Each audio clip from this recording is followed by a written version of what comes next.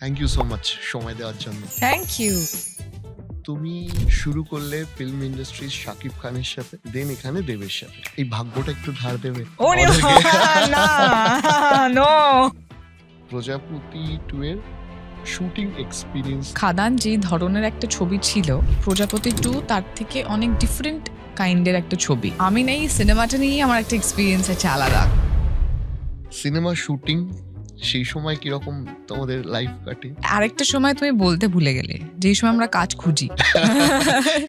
এই ইন্ডাস্ট্রিতে আমার থেকেও বেশি স্ট্রাগল অনেক লোকের আছে। তাদের মধ্যে অনেকে আছে আমার থেকে হয়তো বেশি ট্যালেন্টেড, কিন্তু আই ফিল লাইক কি আজকের ডেটে একটা প্রবলেম হয় জানো তো, কোনো একজন ছাত্র বা ছাত্রী সে হয়তো আঁকাটা ভালো করে, নাচটা ভালো করে, গানটা ভালো করে। এবার ধরো এই যে পরীক্ষা আসছে, তাকে এই টিউশন গুলো থেকে বা এই ট্রেনিং গুলো থেকে বা এই চর্চাটা থেকে ছাড়িয়ে দিচ্ছে। পড়াশোনা আমাদের লাইফে definitely important.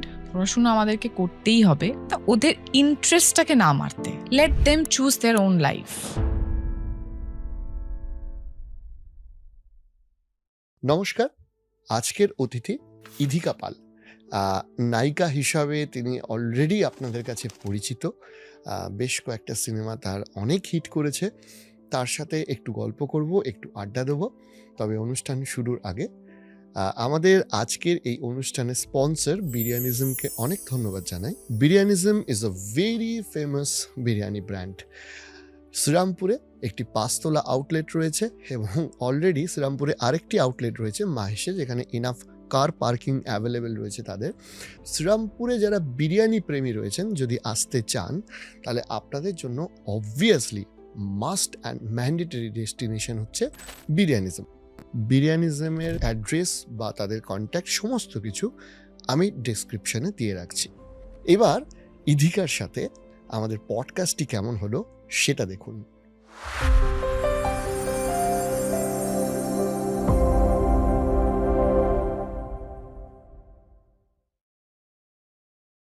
Thank you so much সময় দেওয়ার জন্য। Thank you. এবার তোমার তো এখন প্রচুর ব্যস্ততা আসছে। ক্রিসমাস তোমার প্রথম ফিল্ম রিলিজ হতে চলেছে তুমি ন বলছিলে। ক্রিসমাসে এটা আমার সেকেন্ড টাইম রিলিজ, ওকে, কারণ খাদান আমার অলরেডি আগের বছর ক্রিসমাসে রিলিজ একটু করেছে। আগের বছরে তোমাদের এই বিশাল যে প্রচার ছিল, এই প্ল্যান, এই এক্সপেরিয়েন্সটা দিয়ে একটু শুরু করবো, তারপর এরপরে আস। ওইটা অ্যাকচুয়ালি একটা আলাদাই গল্প, কারণ এরকম একটা গ্র্যান্ড আর এত হিউজ, আর ওটা আমার প্রথম, মানে আমার এই ইন্ডাস্ট্রিতে ওটা করা আমার প্রথম ছবি, আমার ডেবিউ ফিল্ম। যেখানে প্রমোশন, মানে আমার মনে হয় যে আমি শুটিং যদি ৫ দিন করে থাকি, প্রমোশন আমি ১০ দিন করেছি। প্রমোশনে আমার বেশি খাটনি গেছে, হুম, বেশি আমার এনার্জি লেগেছে, হুম। বেশি দিন লেগেছে। বাট ওটা একটা একটা আলাদাই একটা ফেজ আমার লাইফে। মানে প্রচুর এনজয় করেছি, মজা করেছি। মানে একদম ফিল মানে হয় ওই ছবির প্রমোশন ফিল্মটার যে করছি। প্রমোশনটা ছিল, তারপর ফিল্ম প্রমোশনের, বাংলা ফিল্ম প্রমোশনের হিসাবটা ঘুরে গেছিল। হুম, যাই হোক, একদমই। হোয়াটএভার। তুমি একটা কথা বলো যে এই যে ছবিটা আসছে এখন, হুম, এগুলো নিয়ে তোমাদের এখন কি কি প্ল্যান? প্রচুর ইন্টারভিউজ, পডকাস্ট তো দৌড়তেই হচ্ছে। হ্যাঁ। Plus say something about this movie যেটা আসছে তোমাদের। অ্যাকচুয়ালি এখানে যদি আমি ১ম শুরু করি, তাহলে আমার মনে হয় যে খাদান যে ধরনের একটা ছবি ছিল, প্রজাপতি 2 তার থেকে অনেক ডিফারেন্ট কাইন্ড এর একটা হুম, ছবি। হুম, তো ওই যেহেতু ছবির প্যাটার্নটা আলাদা, হুম। তাই প্রমোশনাল প্যাটার্নটাও আলাদা। তাই যেভাবে আমরা খাদানে প্রমোট করেছিলাম বা যেভাবে আমরা রঘু ডাকাত প্রমোট করেছি বা প্রমোশনে গেছিলাম, সেই সেমটাই আমরা প্রজাপতি 2 তে করতে পারতাম না। এটা আমার রাইট, রাইট, পার্সোনালি মনে রাইট, হয়। Right, right. যারা এটার সঙ্গে বেশি ওতপ্রোতভাবে জড়িত তারা বেশি বেটার বলতে পারবে। আ কিন্তু আ এই ক্ষেত্রে এই ছবিটাতে অনেক বেশি আম সম্পর্কের ছবি। অনেক বেশি বন্ডিং এর ছবি। মানে যেহেতু আমরা ছবিটা যারা এখন অব্দি টিজার দেখেছে বা গান-টান যাই দেখেছে, বুঝতেই পারছে যে ২ টো জেনারেশন বাবা, হুম, যাদেরকে বেস করে গল্পটা আরকি। তাদের আ লাইফ কিরকম, তার মধ্যে একজন সিঙ্গল প্যারেন্ট, সিঙ্গল ফাদার। তার লাইফটা কিরকম, সে কিভাবে তার জার্নিটা এগিয়ে নিয়ে যাচ্ছে উইথ হিজ ডটার। তো এই গোটা বিষয়টা নিয়ে, ওই সম্পর্ক, ওই বন্ডিং, ওই ইমোশনস নিয়ে গল্প। তোমায় একটা কথা বলি। আ তুমি শুরু করলে ফিল্ম ইন্ডাস্ট্রির শাকিব খানের সাথে, দেন এখানে দেবের সাথে। আ এই ভাগ্যটা একটু ধার দেবে ওরে আমাদেরকে? না, নো।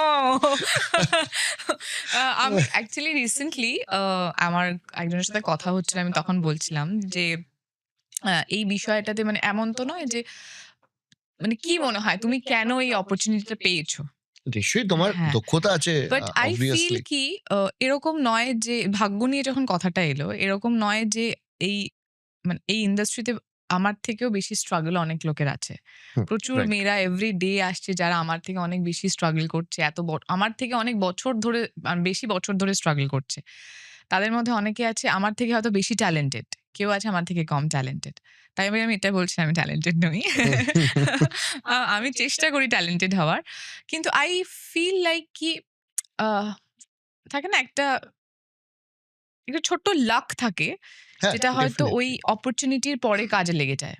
তো আমি অপরচুনিটিটা পেয়েছি ও বাই লাক মানে আমার ভাগ্যে ছিল হয়তো আমি অপরচুনিটি পেয়েছি। আমি হার্ড ওয়ার্ক করেছি। দর্শক আমাকে ভালোবেসেছে সেটাও আমার ভাগ্য। দেন আমি আ হয়তো এই জায়গাটা আসতে পেরেছি। তোমাকে একটা সো কথা আমি বলি। ওই হুম, ভাগ্যটা তোমাকে ধার দিচ্ছি না। ওকে, ওকে, ওকে। খুব দরকার ছিল। যাই হোক। আরেকটা কথা হচ্ছে যে আমি একদম শুরুর কাহিনীতে যাচ্ছি। তুমি একদম কলকাতায় শুরু মানে আমি যখন কলকাতায় জন্মেছিলাম। Born and brought up okay. বললে। আ দেন তোমার অভিনয়তে আসা কি করে? আমার অভিনয়তে আসার কোনো প্ল্যানিংই ছিল না অ্যাকচুয়ালি। আমি ছোটবেলা থেকে ওখানেও ভাগ্য।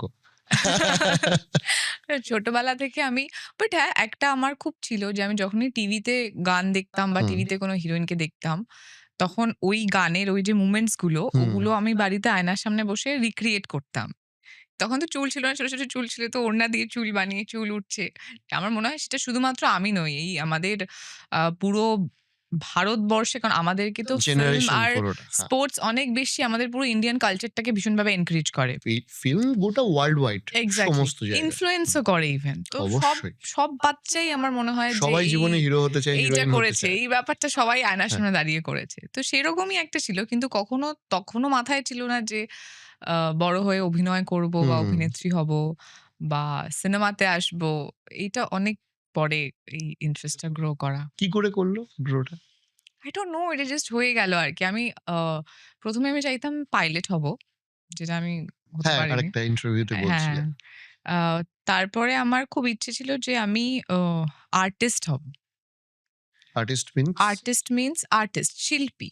মানে যেকোনো শিল্পের সঙ্গে আমি আচ্ছা, এনি কানেক্টেড ফর্ম থাকবো। Of art. Any form of art.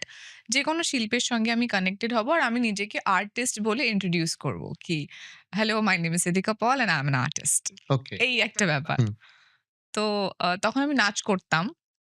But তারপরে আস্তে, আস্তে সেখান থেকে নাচ থেকে শিফট করে কখন সেটা অভিনয়েতে চলে গেল বা কিভাবে চলে গেল এটা জাস্ট ঘটনাচক্রে ঘটে গেল আরকি। হুম। মানে সেটার মধ্যে বা ওই ইন্টারেস্টটা গ্রো করানোর জন্য আমারও কোনো এক্সট্রা এফোর্ট বা কারোর কোনো এক্সট্রা এফোর্ট ছিল না। তুমি যখন ফিল্মে এলে, তোমার যে নাচ, এটা তো ডেফিনিটলি তোমাকে হেল্প করেছে। হুম, যখন মিউজিক ভিডিও মানে তোমার ফিল্মের মিউজিক শুট হচ্ছে বা এখনো খুব ইত্যাদি। হেল্প করে। হুম। তো তুমি বলছিলে ইনফ্যাক্ট তোমার নাচ একটা প্যাশন এর মধ্যেও হ্যাঁ। পড়ে। সো আ তুমি একটা জিনিস বলো যে একজন অভিনেত্রী হওয়ার জন্য কোন গুণগুলো তোমার খুব কাজে লেগেছে লাইফে? মানে কোন প্রিভিয়াস এক্সপেরিয়েন্স গুলো তোমার খুব কাজে দিয়েছে? হয়তো তুমি ওগুলো ভেবে তখন প্র্যাকটিস করোনি বা ইত্যাদি। এক তো নাচ ডেফিনিটলি কাজে লেগেছে। যেটা আমার মনে হয় যে আমি কখনো অভিনয় আ করব বলে নাচ করছি সেটা ভেবে করিনি। আমি ভালোবাসতাম তাই রাইট, করতাম। Right, right. সেটা আমার এখন এই মুহূর্তে কাজে লাগে। আরেকটা আমার মনে হয় যেটা সবথেকে বেশি প্রয়োজনীয় সেটা confidence. Right. which is really very important কারণ আ আমি যেদিন ১ম আ আমার মনে আছে আমি যখন শট দিতে যাই, আমার ক্যামেরার কোনো এক্সপেরিয়েন্স ছিল না। মানে আমি সেটা জীবনে ১ম বার আ আমি ক্যামেরা ফেস করছি। মানে ক্যামেরার তার আগে আমি অডিশনস ও যে দিয়েছি বা হুম। স্ক্রিন টেস্ট যেগুলোই হয়, শুধু ছোট ক্যামেরার সামনে দাঁড় করিয়ে স্ক্রিন টেস্ট হয়ে যায়, ডান। বাট প্রপারলি রেডি হয়ে উইথ কো-অ্যাক্টরস তারা সবাই রয়েছে একটা প্রপার সিন। মানে তার আগে আমার মডেলিং এরও কোনো এক্সপেরিয়েন্স ছিল না। আমি জানি না ক্যামেরা ব্যাপারটা কি, কি হয়, কেমন লাগে। সো বাট তখন একটাই জিনিস যেটা আমার ছিল hmm. That is self confidence. যেটা আমি জানি না সেটাও আমি কোনোদিনও ক্যামেরার সামনে দাঁড়াবো বলে গ্রো করিয়েছিলাম নয়। বাট আ ওটা প্রবাবলি হয়তো নিজে, নিজেই গ্রো হয়ে যাওয়া। আ যেটা আমার পরবর্তীকালে ইভেন এখনো হুম। আমার ভীষণভাবেই কাজে লাগে। মানে অনেক আমার পক্ষে সবকিছু পৃথিবীর জানা সম্ভব নয়। স্বাভাবিক, বাট স্বাভাবিক। অনেক সময় হয় যে কোনো একটা জায়গায় গেছি বা হুম। কিছু ভাবে বাট ওই কনফিডেন্সটার জন্য আমার অনেক বেশি হেল্প হচ্ছে ওই পুরো গোটা অ্যাটমসফিয়ারটাকে নিজের কন্ট্রোলে রাখার। সো তুমি কনফিডেন্স এর কথা বলছিলে। আজকের ডেটে না আ আরেকটা জিনিস খুব ইম্পোর্টেন্ট থাকে। সেটা হচ্ছে যে ধরো বিশেষ করে কোনো ছেলে বা মেয়ে সে যদি ভাবে যে আমি অভিনয় বা অভিনেত্রী বা যেকোনো আ আর্টিস্টিক যেকোনো ফর্মের আর্টে যাবো, তার কাছে একটা বাধ্যবাধকতা থাকে যে কেরিয়ারের চিন্তা ইত্যাদি, ইত্যাদি, ইত্যাদি। তোমার কখনো বাড়ি থেকে বা এই ধরনের সমস্যা তো আশা করি হয়নি। তোমার কি মনে হয় যে এগুলোই কনফিডেন্স বুস্ট আপ করতে বেশি কাজে কেন লেগেছে? তোমার মনে হয় আমার বাড়ি থেকে কোনো সমস্যা হয়নি? তোমার কথা শুনে মনে হলো। হতেও পারে। You can share your experience. Actually আমার খুব সমস্যা হয়েছিল। কারণ বাবা ১ম দিকে খুব একটা রাজি ছিলেন না। ওকে। কারণ বাবা কি যেহেতু করতেন? আমার বাবা আগে uh as a junior technician ই কাজ করতেন আমাদের আচ্ছা, ইন্ডাস্ট্রিতে। তারপর বাবা ছেড়ে দিয়ে বাবা নিজের বিজনেস শুরু করেছিলেন অ্যান্ড অল। আ একটা যোগসূত্র পাওয়া গেল। একটা যোগসূত্র আছে। কিন্তু যোগসূত্রটা থাকলেও বাবা কখনো চায়নি যে এই যোগসূত্রের মাধ্যমে আমি আসি বা আমি এই হুম, হুম। প্রফেশনটাতে জয়েন করি। কারণ আমাদের একটা থাকে যে আমাদের জবটাতে কোনো রকম কোনো মানে কালকে আমার কাজ থাকবেই সার্টেনিটি নেই। সার্টেনিটি নেই। কারণ ভীষণই আনসার্টেন। যখন যা খুশি তাই হতে পারে। তো যেহেতু আমি সিঙ্গল চাইল্ড, তো বাবার একটা উম আর হয়তো বাবার এটা মেন্টালিটি হবে যে বাবার একটা সার্টেনিটি দরকার আরকি। মানে বাবার মনে হয় যে একটা চাকরি, মাস গেলে একটা মায়না ইস ভেরি সেটলড থিং আরকি। হুম, মানে হুম। তোমাকে তার জন্য ভাবতে যেটা হবে না সবার কি ক্ষেত্রে হয়। করবে। আমার হ্যাঁ, বাড়ির লোকের এক্সাক্টলি। ক্ষেত্রেও একটা এক্সপেকটেশন তো ছিল। বাবা চায়নি হয়তো আমি ওই স্ট্রাগল টা করি বা অত কিছু। ইন কেস আমি যখন ১ম আমার মনে আছে বাড়িতে আমি বলেছিলাম যে আমি অভিনয় করব। এক তো হুম, কারোর জাস্ট কোনো আইডিয়াতেই ছিল না। সবাই এরকম লাইক হঠাৎ কেন? হুম। মানে এটা কেন? অন্য কিছু হতো তাও হুম, আমরা মেনে হুম, নিতাম। এটা কেন? এটা কি করেই বা মাথায় এলো? দেখো কি করে এলো আমি জানি না। বাট আমার এলো। এবার হুম, যখন একবার মাথায় এসছে, আমার মনে হয় একবার চেষ্টা করে দেখি। যদি না হয় তাহলে তো না হলো। হুম। এবার পয়েন্টটা ছিল যে না হয় বা হয় এটা কতদিন? একটা তো টাইমের পর আমাকে ভাবতে হবে। সেটা কতদিন? তো যেহেতু সেই উত্তরটা আমার কাছেও ছিল না, তো বাধ্য হয়ে আমি বাবাকে বলেছিলাম যে, "একটা বছর টাইম দাও। ১ বছরে যদি কিছু মানে কোথাও কিচ্ছু না হয়, তাহলে তুমি যেটা বলবে আমি সেটাই করে নেব। রাইট। কিন্তু একটা বছর আমাকে প্লিজ আমার মতো করে ছেড়ে দাও।" তো বাবা অনেক বললেন যে, "ওখানে খুবই বকাঝকা করে। না পারলে তুই কোনোদিনও কিছু করিসনি। তুই ক্যামেরার ব্যাপারে কিছু জানিস না, অভিনয়ের ব্যাপারে কিছু জানিস না। কোনো ব্যাকআপ নেই আমার।" মানে ব্যাকআপ ইন দ্য সেন্স কেউ আমার পুরো গোটা পরিবারে কেউ কোনোদিনও অভিনয় করেনি। আমি কখনো কাউকে দেখিওনি সামনে থেকে অভিনয় হুম। করতে বা এক্সপেরিয়েন্স গ্যাদার করতে। বাবার কোনো কানেকশন নেই সেভাবে। মানে কোনো কানেকশনও নেই। মানে আমার একটা কনট্যাক্টস ও যেহেতু নেই উনি আমার ছেড়ে কাছে। দিয়েছিলেন তার আগে। এক্সাক্টলি আমার হুম। কাছে কোনো কনট্যাক্টস ও নেই যে আমি সেই কনট্যাক্ট এর মাধ্যমে কোথাও একটা যাবো বা কিছু শুরু করব। তো এরকম অনেক কিছু ছিল। বাট ওই আমি বাবাকে বলেছিলাম যে, "একটা দিন ১ টা বছর আমাকে সময় দাও। যদি কিছু না পারি তাহলে তুমি যেটা বলবে সেটাই করে নেব।" আচ্ছা, তোমার ১ম যখন আমি অভিনয়ের দিকটায় আসছি যে যখন যখন ১ম ধরো সাকিব খানের সাথে তোমার সিনেমাটি আসছে, হুম। শুটিং হচ্ছে বা ইত্যাদি। তোমার এক্সপেরিয়েন্সটা কেমন ছিল? একটু শেয়ার আমি করো। ১ম যখন এক তো বাংলাদেশের ইন্ডাস্ট্রির সঙ্গে আমি কানেক্টেড একদমই ছিলাম না। হুম। মানে আমার না কোনো কানেকশন ছিল, ওটা তো না ওখানে কোনো গিয়ে শুট করতে হয়েছিল। হ্যাঁ, হুম, না কোনো পরিচিতি ছিল। মানে আমি জানিও না অপরচুনিটি এলো, ওরা কবে দেখলো, ওদের কেন মনে হলো যে আমি হুম, ওদের ছবিটার অংশ হতে পারি। তো আমার মনে আছে এখনো আমি সেদিন চিটকুলে ছিলাম যেদিন আমাদের ডিরেক্টর ১ম আমাকে ফোন করেন। আর সেদিন বাইরে বরফ পড়ছিল। আর আমি বরফ খুব ভালোবাসি। তো স্নোফলটা দেখে আমি এতটাই পাগল হয়ে গেছিলাম কি আমি উনাকে বলছিলাম, "আমি ৫ মিনিট বাদে ফোন করছি। একটু স্নোফলটা দেখে আসি।" তো আম বিকজ উনাকে আমি চিনতাম না সেই মুহূর্তে। তো যাই হোক তারপরে উনার সাথে আমার কথা হয়। তারপর যখন আমি গল্পটা শুনি, গল্পটা আমার এতটা ইন্টারেস্টিং লাগে, তার আগে অব্দি আমি একটু দোনো-মোনো ছিলাম। যেহেতু অতগুলো দিন বাংলাদেশের মতন একটা জায়গায় গিয়ে এতগুলো দিন থেকে তখন প্রায় ৪৫ দিন থাকার হুম, কথা বলা হুম। হয়েছিল। তার আগে আমি বাড়ি থেকে মানে ১৫ দিনও ঠিক করে মানে বাড়ির বাইরে থাকিনি। বাড়ির লোকের সেখানে টেনশন। বাড়ির লোকের টেনশন, কি হবে? আ আর মাকে যদি বলি, "তুমি আমার সঙ্গে চলো।" ফ্যামিলির সবাইকে ছেড়ে মায়ের পক্ষে যাওয়া সম্ভব ইটস নট নয়।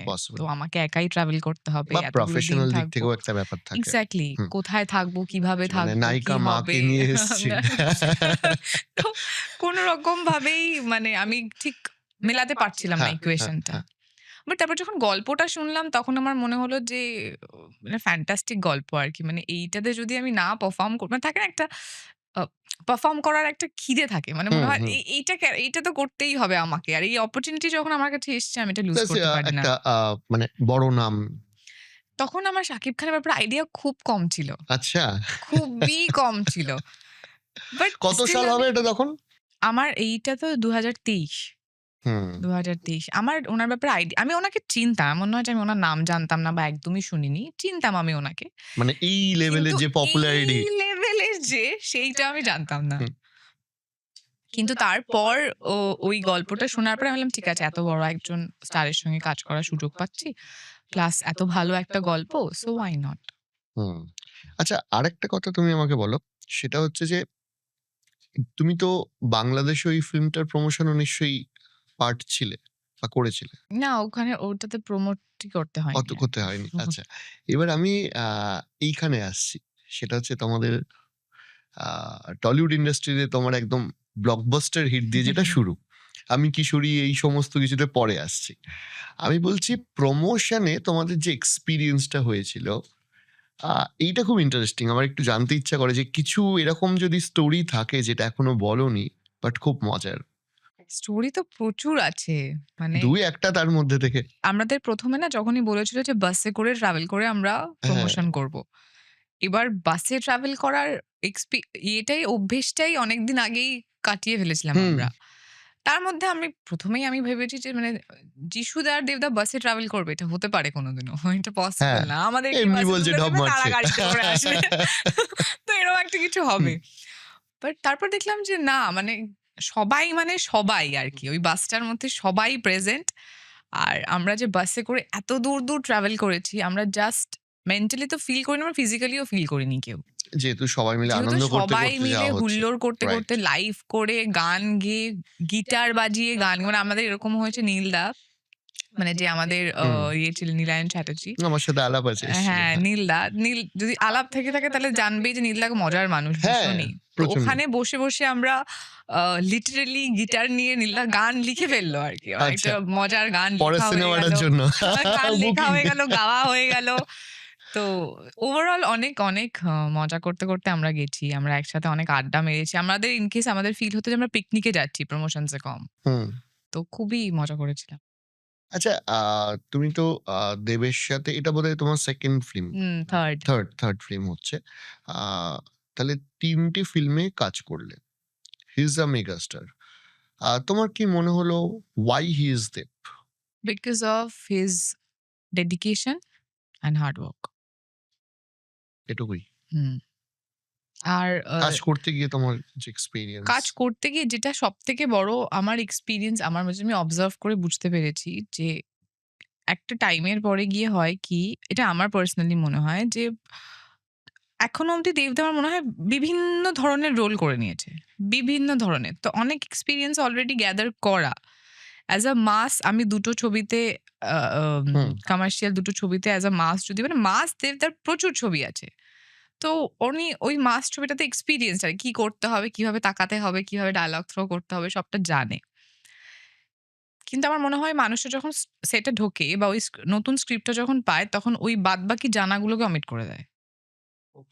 এবং এই স্ক্রিপ্টটাকে কিভাবে আবার নতুন করে ক্রিয়েট করা যায় যাতে লোকের নতুনভাবে ভালো লাগে, হুম, এইটা ভাবে। হুম। মানে সো প্রত্যেকটাই নতুন, নতুন চেষ্টা। এক্সাক্টলি। আর আমার মনে হয় মানুষটা ভালো থাকে না? ভালো কাজ করার জন্য একটা লোভ থাকে। হুম। গ্রিডি হয় ইন আ গুড সেন্স। হ্যাঁ, মানে ভালো তো আমার কাজের মনে লোভ। হয় হ্যাঁ, ডেফিনিটলি। সেটার জন্য অনেকটা মানে এই জায়গাটাতে দাঁড়িয়ে থাকার পেছনে ওটা অনেক বড় একটা রিজন। আ তোমার ফিউচারে এরকম কোনো কাজ যেটা তুমি করতে চাও? মানে তোমার টু ডু অনেক লিস্টে তো আছে? এরকম তো অনেক ক্যারেক্টার করার আমার ইচ্ছা আছে। বিকজ আমি তো সদ্য কয়েকটা কাজ করেছি যেখানে কয়েকটা চরিত্র আমি এক্সপেরিয়েন্স করতে পেরেছি। বাট আমার এরকম প্রচুর ধরনের ক্যারেক্টার আছে যেটা আমার করার ইচ্ছা আছে। প্রচুর। মেবি হয়তো থ্রিলারও আমি একটা করেছি রিসেন্টলি। বাট ওই থ্রিলারের থ্রিলার করার ইচ্ছে আছে। কমার্শিয়াল সবই করার ইচ্ছা আছে। মানে সবে তো শুরু করলাম আমি। এখন হুম, লিস্ট অনেক বড়। হুম, ডেফিনিটলি।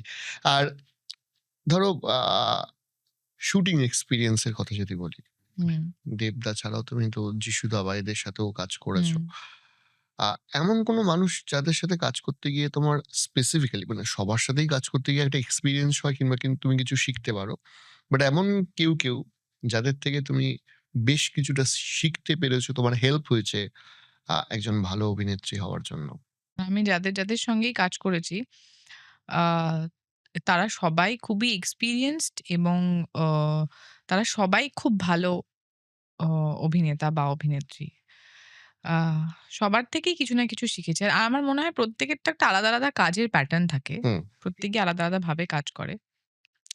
কিন্তু ওই আগেইন মানে আমি যদি যিশুদার কথা বলি, যিশুদা ও দেবদাও ইন কেস শাকিব খানও, হুম, তারা ৩ জনেই এখনো অব্দি একটা জায়গাতে দাঁড়িয়ে আছে। রিসেন্টলি আমি আ মিঠুন চক্রবর্তীর সঙ্গেও স্ক্রিন শেয়ার করলাম। তবে আমার খুবই একটা দুঃখ যে আমি অনেক, অনেক কিছু ওম সিন উনার সঙ্গে করতে পারলাম না। মেবি হয়তো সেটা করতে পারলে আরো বেশি করে কিছু শিখতে হুম, পারতাম। বাট যতটুকুনি পেরেছি ততটুকুনি আমি দেখেছি যে ওনারা এখনো অব্দি ওই জায়গাটাতে রয়েছেন। জাস্ট বিকজ অফ ওনারা এভরিডে আমার মনে হয় ঘুম থেকে উঠে এবং ঘুমোতে যাওয়া অব্দি কাজ নিয়ে ভাবেন। রাইট। বা ঘুমোতে যাওয়ার আগে ভাবেন যে কালকে সকালে এই সিনটা হবে সেটা আমি কিভাবে করব? ঘুম থেকে উঠেও ভাবেন আজকে কাজে যাচ্ছি, আজকে এই সিনটা এগুলো আছে এটা আমি কিভাবে করব?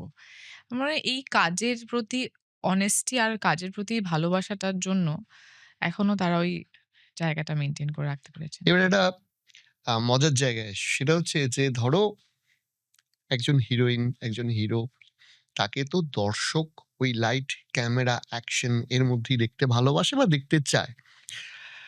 যখন ফিল্ম চলছে তখন একটা হেক্টিক শিডিউল থাকে তোমাদের, একটা কাজের প্রেশার থাকে। আমি যদি জিজ্ঞাসা করি যে তুমি একটু ভেঙে বলো, সিনেমা শুটিং সেই সময় কিরকম তোমাদের লাইফ কাটে?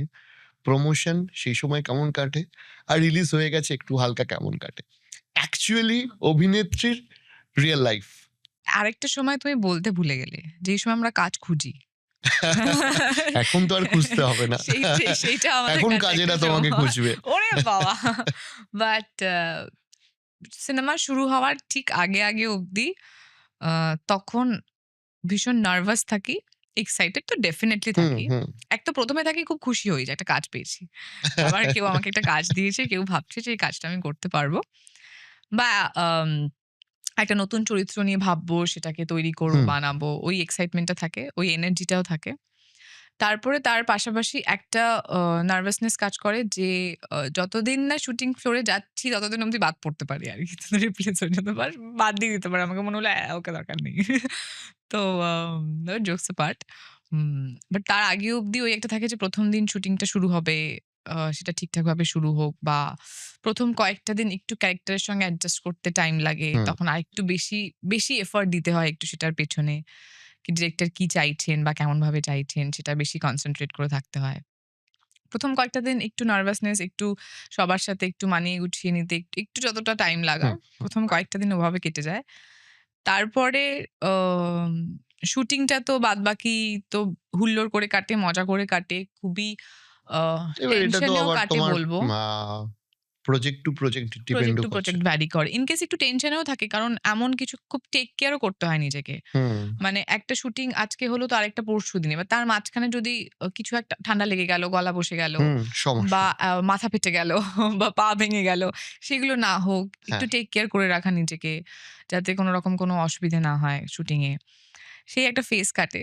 তারপর যখন শুটিং শেষ হয়ে যায়, তখন একটা রিলিফ যে যাক শুটিংটা ভালোভাবে শেষ হুম। হয়েছে। আ তারপর একটা পার্ট আসে ডাবিং। ডাবিং এর টাইমটাতে আমি একটু ইয়ে হয়ে বোর হয়ে ভেরি যাই বোরিং। একটু। Which is very true. আমি একটু বোর হয়ে যাই।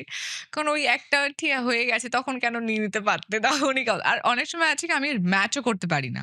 মানে কারণ আমি ওই ওই সময় একটা ইনস্ট্যান্ট ভাইবস এর ওই মধ্যে যে থাকা। ভাইবটা ওই হ্যাঁ, ইমোশনটার হুম। মধ্যে থাকি, এখনো অব্দি আমার হচ্ছে আমি অনেক সময় ম্যাচ করতে পারি না। ওটা মানে যেটা তখন বলেছিলাম সবাই মানে যারা থাকেন ওখানে তারা বা ডিরেক্টর বলেন যে, "যেটা তুমি বলেছো সেটা খুব ভালো ছিল। ওটা প্লিজ বলো।" মানে ওটা আসছে না আমার আসছে এখন না। আর। ওটা আমি ফ্লোতে তখন হয়ে তখন গেছে মনে আমার, করে, বেরিয়ে মনে গেছে। করে বলতে আর হয়। যেহেতু হ্যাঁ। আমি না খুব টেকনিক্যাল বলতে মানে আমি বলব আমি ঐরকম ইয়ে নই। মানে এইটা আমি এইভাবেই বলবো আর এইটা আমি এইভাবেই করব। আমার ওই মাপঝোপটা নেই। আমি খুবই ফ্লো আরকি। মানে আমার যেটা ইনস্ট্যান্ট বসে যেটা ফিল হচ্ছে আমি সেভাবেই আমি রিঅ্যাক্ট করি অ্যাকচুয়ালি হুম। একটার থেকেও বেশি। তো আ দেন প্রমোশন। দেন প্রমোশন। তো ওই টাইমটা ওইভাবে কেটে যায়। তারপরে প্রমোশন আসার আগে একটা থাকে কিভাবে প্রমোশন, কি পড়বো, কিভাবে সাজবো, কি করবো এটা একটা থাকে। দেন প্রমোশন শুরু হয়। প্রমোশনের টাইমটা না অদ্ভুতভাবে কেটে যায়। কারণ এটার কারণ হচ্ছে এত মানুষের সাথে এত মানুষের মেলামেশা, সাথে মেলামেশা আর আমরা ইন কেস মানে সারাদিনে টাইম খুব কম পাই ভাবার জন্য ভাবার জন্য বসে। যে কি হচ্ছে। কি হচ্ছে? সকালবেলা উঠলাম, আজকে এখানে চলে গেলাম। এটার পরে এই ইভেন্টটা, তারপরে এই ইভেন্ট, তারপরে এই ইভেন্ট, তারপর বাড়ি, ডিনার, ঘুম, আবার সকালবেলা। ওই যে বসে ভাবারটা এইটা কম টাইম পাই। এই টাইমটা কখন পাই? রিলিজ হয়ে গেল। এই করতে ওই হেঁটে রিলিজের আগের দিন মনে হয় ঘুম আসছে না। ৩ দিন আগে থেকে ঘুম বন্ধ হয়ে যায়। ঘুম আসে না কিছুতে কি হবে, কি না হবে। রিলিজ হলো একটা আম রিঅ্যাকশন পেলাম। আমার মনে হয় ১ম উইকটার কি রিঅ্যাকশন থাকছে হ্যাঁ। তাহলে বুঝতে পারবো। ওই ১ম উইকটা ওভাবেই ভয় কেটে যায়। কি হলো? দেখি ফোনটা খুলে কে কি বলছে। তোমার থেকে আরেকজন বেশি ভয় থাকে প্রোডিউসার। ও বাবা! আমি প্রোডিউসার এর জন্যও ভয় থাকি। যদি বাই চান্স এদিক ওদিক হয় আর পরের ছবিতে নেবে না। না, না। পরের বার আর হবে না। বাট জোকস অ্যাপার্ট কিন্তু হ্যাঁ, বাট সবাই চায় যে আমার ছবি খুব ভালো প্রত্যেকেই চায়। বেসিক ডেফিনিটলি, বিষয় একটা যে ডেফিনিটলি। সবাই চাইবে আমার ছবি খুব ভালো চলুক, মানুষ খুব ভালোবাসুক। তারপর একটা হয় যে যখন ওই প্রমোশনটা হয়ে যায় বা তোমার রিলিজটা হয়ে যায়, রিলিজের পরে না খুব মিস করি তখন পুরো এই যে জার্নিটা। মনে হলো এই হয়ে গেল আজকে এন্ড। তারপর আবার তারপর সার্কেল শুরু। আবার নতুন করে। আমি একটা জিনিস জিজ্ঞাসা করছি। It's a very serious question. সেটা হচ্ছে যে আ একটা ব্যাপার এখন দেখা যায়। সেটা হচ্ছে আমার রিসেন্টলি বেশ কিছু প্রোডিউসারের সাথে কথা হচ্ছিল। তারাও বলছিলেন যে অনেক আর্টিস্ট আছেন যারা প্রমোশনে টাইম দিতে চায় না। তুমি কি বিশ্বাস করো যে যখন তুমি একটা প্রজেক্ট করছো, মানে তোমার ফিলোসফি কি? যে আমি অভিনয় করলাম, প্রমোশনে পুরোপুরি অংশ নিলাম। নাকি তোমার মনে হয় যে promotion could be a different part, আমার কাজ শুধু অভিনয় করা, দেন আমি নেক্সট অভিনয়ে কনসেনট্রেট করব? না আমার মনে হয় না আমি অনেক বেশি যখন কোনো কাজের সঙ্গে যুক্ত হই বা যখন কোনো ছবিতে যুক্ত হই, আমার মনে হয় তখন ওই ছবিটার যাতে ভালো হয় হুম, এটা আমার পার্সোনালি হয়তো ফিল হয় যে আমি অনেক বেশি রেসপনসিবিলিটি নিয়ে নিই। মানে আমার মনে হয় যে আমি আমার 100% এফোর্টটা দেব সেই ছবিটাকে মানুষ অব্দি পৌঁছানোর জন্য। রাইট। মানে আমি তখন শুধু এটা ভাবি না যে একমাত্র অভিনয়টা করার পরে আমার সেই ছবিটার সঙ্গে সম্পর্ক শেষ হয়ে গেল। হুম, আর তারপরে আমার কোনো সম্পর্ক নেই। তারপরে আমি আমার পরের ছবিতে মুভ অন করলাম। আমি মেবি হয়তো আমি নিজের অ্যাজ মানে শুধুমাত্র আমি আমারটা নিয়ে না ভেবে আমার মনে হয় আমি ছবিটা নিয়ে ভাবি। মানে আমি চাই যে ছবিটা মানুষ অব্দি হুম, পৌঁছুক। ধরো এরকম হলো যে আমার একটা গান হিট করে গেল আমার মনে হলো আর প্রমোশন এ যাওয়ার দরকার নেই। আমি তো পৌঁছে গেছি মানুষ অব্দি। হুম, এবার মানুষ হলে এলেই আমাকে দেখতে পাবে আমি কি করছি। বাট আমার মনে হয় যে ছবিটাও মানুষ যে হলে এসে আমাকে দেখবে কিভাবে? যদি ছবিটাই না তারা দেখতে আসার ইন্টারেস্ট রাখে। রাইট। তো তাকে তো ছবিটা তাদের মানে আমি যে ছবিটা বানিয়েছি সেটা ইন্টারেস্টিং ছবি বা সেটা তার দেখা এখন সবকিছু ভীষণ কস্টলি, হ্যাঁ? একটা মানুষ আমার পেছনে ৳১,০০০ খরচা করবে, কেন করবে? কোটি করছে। সেটা তো কোটি করছি কারণ সেই কোটি হার্ড ওয়ার্ক আমাকে হুম, করতে তাকে বোঝাতে হচ্ছে যে তুমি কেন আমার পেছনে এই ৳১,০০০ টা তোমার আ মাসে গেলে তুমি যে ইনকামটা করছো যেটার তোমার ইনকামটা করার জন্য আমার কোনো হাত নেই সেখানে। হুম, তুমি সকালবেলা ঘুম থেকে উঠছো, তুমি তোমার নিজের এফোর্ট এ ওই টাকাটা ইনকাম করছো। সেই টাকাটা তোমাকে আর্ন করানোর পেছনে আমার কোনো রিজন নেই। তাহলে আমি যে টাকাটা আর্ন করব সেটার পেছনে তুমি কেন নিজের টাকাটা এক্সপেন্স করবে? সেটা তো আমাকে তোমায় বোঝাতে হবে। রাইট। আর আরেকটা বিষয় হচ্ছে যে আ মানে ধরো তোমার তো বেশ কিছু মিউজিক ভিডিও মানে প্রচন্ড ভাইরাল হয়েছে, হিট হয়েছে। মিউজিক হ্যাঁ। হুম। আ সেখানে দাঁড়িয়ে ধরো তোমার যারা দর্শক হুম। আহ, তাদের থেকে তোমার ধরো এক্সপেকটেশন কি? তোমার তো একটা নতুন দর্শক তৈরি হচ্ছে, জাস্ট 2-3 বছর তোমার যে ফিল্মগুলো আসছে এবং বড় বড় হিট দিচ্ছ এখন তুমি। তো সেইখানে দাঁড়িয়ে তোমার এক্সপেকটেশন বা তোমার কি মনে হয় যে এই জোনটা আমার দর্শক, নাকি সমস্ত ধরনের? সমস্ত ধরনের। আমার কোনো জোন টোন নেই। অ্যান্ড আমি your expectation from your audience? আমার এক্সপেকটেশন আমার অডিয়েন্সের থেকে এটাই যে এখন অডিয়েন্স খুব স্মার্ট এবং অডিয়েন্স বোঝে ভালো ছবি, খারাপ ছবি হুম। কোনটা। তারা জাজ করতে পারে। আমি শুধু চাই যে যেরকম আমি আমার অডিয়েন্সদের প্রতি অনেস্ট থাকি। আমি কখনো কোনো ছবি নিয়ে কোনো ব্লাফ দিইনি তাদেরকে। মানে কোনো খারাপ ছবি দেখিয়ে বলিনি ভালো ছবি বানিয়েছি দেখো। আ তো এবার হ্যাঁ, এবার এটা হতে পারে যে নিজের ছবিটা তো আমাদের কাছে আমাদের সন্তানের মতন হয় আরকি। নিজের সন্তানকে কেউ কোনো খারাপ বলে না। আমাদের হুম। মনেই হয় ভালো বানিয়েছি। মানুষের কেমন লাগছে সেটা। মানুষের কেমন লাগছে সেটা ডিফারেন্ট মানুষ ডিফারেন্ট হুম। ভাবে ছবিটাকে অ্যাকসেপ্ট করে। বাট আমার এটাই অডিয়েন্সের থেকে এক্সপেকটেশন থাকে যে তারা ভরসা করে আমাকে, ভালোওবাসে। তো আমি চাই এই ভালোবাসাটা কন্টিনিউ থাকুক। আর এটা অনন্তকাল চলতে থাকুক। এবং তাদের ভরসাটা ডেফিনেটলি। রাখার দায়িত্বটা আমিও অনন্তকাল ধরে রেখে এবং দেব যত রেসপনসিবিলিটি কাজ হিসেবে। করতে থাকবে যত ভালো কাজ বেরোবে তত হুম, মানুষের পছন্দ এক্সাক্টলি। হতে থাকবে। এইখানে একটা বিষয় আসে, সেটা হচ্ছে যে ধরো একজন অভিনেত্রী আজকের ডেটে এই হুম। একবিংশ শতাব্দীতে হ্যাঁ, ওরে বাবারে! সেটা হচ্ছে যে একজন অভিনেতৃত্ব ধরো পাবলিক ইমেজ বজায় রাখার জন্য অভিনয় ছাড়াও আরো অনেক কিছু করতে হয়, সোশ্যাল মিডিয়া ইত্যাদি ইত্যাদি ইত্যাদি। তো তোমার কি মনে হয় যে এই ইমেজ মেনটেনের জন্য কোন কোন ফ্যাক্টর গুলো খুব ইম্পর্টেন্ট? একদমই সোশ্যাল মিডিয়ায় খুব খারাপ। খুবই পিআর খারাপ। টিম করে বাকিটা। হ্যাঁ, আমি সোশ্যাল মিডিয়াতে নেই। মানে আমার যদি ওই পিআর টিমটা না থাকতো, তাহলে আমার সোশ্যাল মিডিয়া 0 আরকি। মানে আমার সোশ্যাল মিডিয়ায় কিচ্ছু নেই। মানে আমি কি বলবো? কোন স্টোরিও নেই। আমি ঘুরতে যাচ্ছি, বেরিয়ে আসছি বা কোথায় যাচ্ছি, কি না করছি। আমি খুব খারাপ সোশ্যাল মিডিয়াতে। বাট হ্যাঁ, পাবলিক ইমেজ এ যদি আমি আসি, তাহলে পাবলিক ইমেজ ডেফিনিটলি ইম্পোর্টেন্ট। কারণ অ আমাদের কি হয় অভিনেতা বা অভিনেত্রী যেকোনো যারা লাইমলাইট এ যেকোনো ক্যারেক্টার বা যেই পার্সোনালিটি থাকে তারা ভীষণই ইনফ্লুয়েন্সিভ হয়। হুম। তো আজকে যদি আমার ৪ টে ফ্যানও থেকে থাকে, সেই ৪ টে ফ্যান সামহাউ কোথাও গিয়ে আমার দ্বারা ইনফ্লুয়েন্সড।